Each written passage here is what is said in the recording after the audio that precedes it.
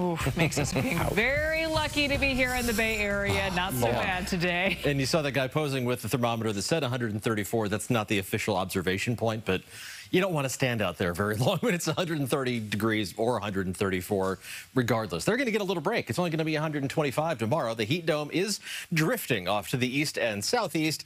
Around the Bay Area, our temperatures dropped off significantly today. Of course, along the coast and around the Bay, it's because of all that cloud cover overhead once again. Temperatures in San Francisco stuck in the 50s for the second day in a row. Along the coast, temperatures didn't warm up very much at all. This has just been locked in place, and it's going to spread out into the inland valleys as we head towards early tomorrow morning. There is the fog. If you are one of those people with a solar-powered personality, today was a challenging day in San Francisco where the high was only 57 degrees. That actually ties the record for the coolest high temperature recorded on the 12th of July in San Francisco. And record-keeping in the city goes back to the 1850s. We're talking about some well-established records.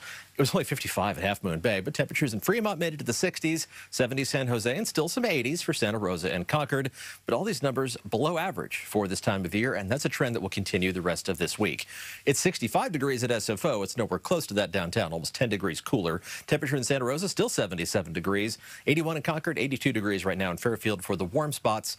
But just think back 48 hours when temperatures inland in the East Bay, especially around 105 to 110 degrees. Big changes have kicked in thanks to that onshore breeze that's gusting up to around 20 miles an hour in Oakland, 30-mile-an-hour winds from the southwest in Fairfield. It's a strong wind, but with lower temperatures, it means the humidity isn't as bone dry. So we'll have to keep an eye on the fire threat over the next couple of days. It doesn't look like that's going to be a huge cause for concern compared to what can happen in the month of July, but we always have to monitor that. There's the fog, the low cloud cover spreading out as we head towards early tomorrow morning, even some drizzle possible along the coast especially. The fog and low cloud cover looks like it's going to back up to the coast, but I think it's going to be another day in San Francisco where we're not going to see much sunshine at least until noon, and during the afternoon, maybe a few peaks. More of that coastal drizzle as we head towards Wednesday morning, and the same pattern just repeating itself day after day. The fog backs up to the coast, but right along the coast, I just don't think you're going to see very much sunshine at all for the next several days. Temperatures tonight drop down into the 50s to around 60 degrees for the very warmest locations. Tomorrow, how much we warm up? Well, it depends on exactly where you are. Temperatures in the city only hitting the upper 50s, so 3 straight days in the middle of July with temperatures stuck in the 50s in San Francisco. Santa Rosa, you hit 81 today. You're not going to be quite that warm tomorrow, but close, up into the upper 70s, close to 80 degrees by late afternoon. Concord should make it up to around 80 degrees during the afternoon. That fog backing up quickly.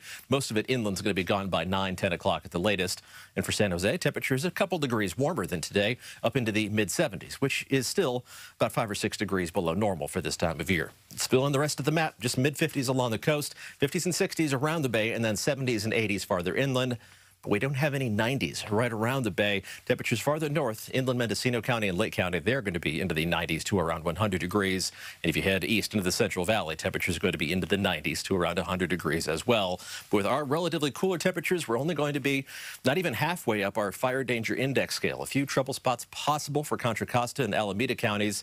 But when we're seeing 3s and 4s for the highest numbers on the map in the month of July, things could be a whole lot worse, even with some gusty winds through the rest of this week. Not much day-to-day variation in our temperatures. Looks like Thursday is going to be the coolest day of the rest of the week. A little bit of a warm-up over the weekend, but it looks pleasantly warm. Even those hottest spots far inland will only approach 90 degrees by early next week.